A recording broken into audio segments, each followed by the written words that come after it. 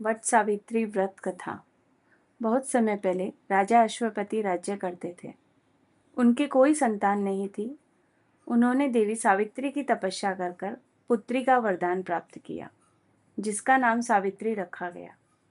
सावित्री बहुत ही सुंदर, बुद्धिमान और तेजस्वी थी।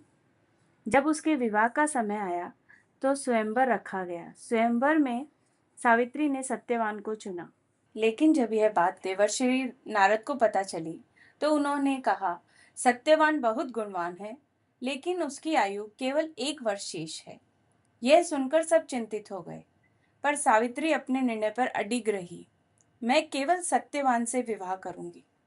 विवाह के बाद सावित्री अपने पति और सास ससुर के साथ जंगल में रहने लगी। उसने सभी सुखों को त्याग कर सेवा, प्रेम और धर्म से जीवन अपनाया। धीरे धीरे समय बीतता गया और एक दिन वह आ गया जिसका उसे डर था। सत्यवान लकड़ी काटने जंगल में गया। सावित्री भी उसके साथ थी।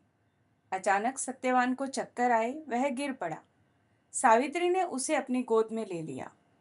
उसी समय यमराज उसके प्राण लेने आए, लेकिन सावित्री ने हार नहीं मानी। वह यमराज के पीछे पीछे चलने लगी। यमराज ने उसे कहा, तुम मेरे पीछे पीछे क्यों आ रही हो?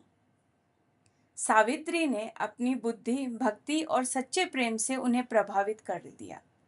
उसने धर्म और नारी शक्ति की महान बातें कही और अंत में यमराज प्रसन्न हुए और उसे कई वरदान दिए। लेकिन सावित्री ने चतुराई से ऐसा वर मांगा कि सत्यवान का जीवित होना आवश्यक हो गया।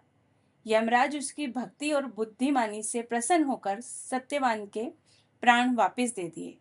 इस कथा का संदेश यही है, सच्चा प्रेम, अटूट विश्वास और दृढ़ संकल्प असंभव को भी संभव कर सकता है। धन्यवाद।